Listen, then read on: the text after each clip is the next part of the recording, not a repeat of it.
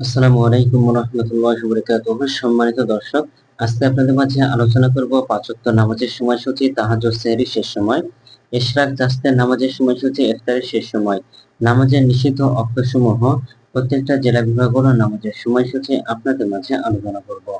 তো আজকে বুধবার 1 অক্টোবর 2025 ইংরেজি, 16 আশ্বিন 1432 বাংলা, 8 রবিউল সানি 1447 হিজরি।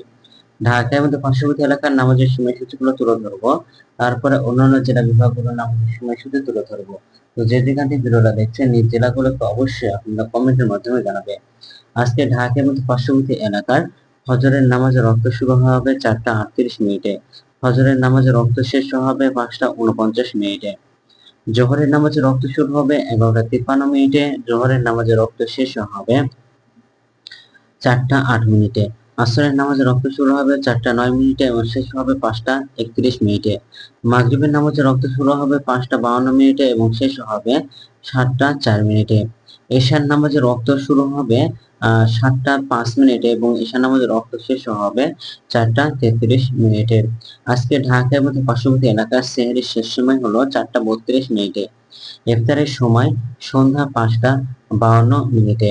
আজকে নফল নামাজের উত্তম সময় হলো সকালে ইশরাকের রক্ত শুরু হবে 6টা 4 মিনিটে এবং শেষ হবে 8টা 28 মিনিটে। চাষতের নামাজের রক্ত শুরু হবে 8টা 29 মিনিটে এবং শেষ হবে 11টা 46 মিনিটে। তাহাজ্জুদ নামাজের রক্ত শুরু হবে উত্তম সময় হলো রাত 9টা 50 মিনিট থেকে ভোর 4টা 33 মিনিট পর্যন্ত। আজকে নিষিদ্ধ অক্ত হলো 3টা সময়, এই সময়ের মধ্যে নামাজ পড়তে পারবেন না। তো সকালে শুরু হবে 5টা 50 মিনিট থেকে 6টা 3 মিনিট পর্যন্ত। দুপুরে 11টা 47 মিনিট থেকে 11টা 52 মিনিট পর্যন্ত এবং সন্ধ্যায় 5টা 32 মিনিট থেকে 5টা 48 মিনিট পর্যন্ত।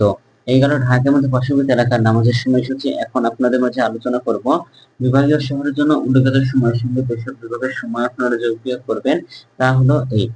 বিয়োগ করবেন চট্টগ্রামে 5 মিনিট এবং সিলেটের সামনে কম করবেন। ঢাকার মধ্যে পার্শ্ববর্তী এলাকার নামাজের সময়সূচি থেকে চট্টগ্রামে 5 মিনিট এবং সিলেটের সামনে কম করবেন, তাহলে কিন্তু হবে। তাহলে এই দুইটা বিভাগে এই বিয়োগ গুলোতে কম করবেন। যোগ করবেন খুলনাতে 3 মিনিট, রাজশাহীতে 7 মিনিট, রংপুর 8 মিনিট, বরিশালে 1 মিনিট বেশি করবেন। ঢাকার মধ্যে পার্শ্ববর্তী এলাকার নামাজের সময়সূচি থেকে খুলনায় 3 মিনিট, রাজশাহীতে 7 মিনিট, রংপুর 8 মিনিট, বরিশালে 1 মিনিট বেশি করে গণনা করবেন, তাহলে কি হবে। আজকের ভিডিওটি এখানে ছিল।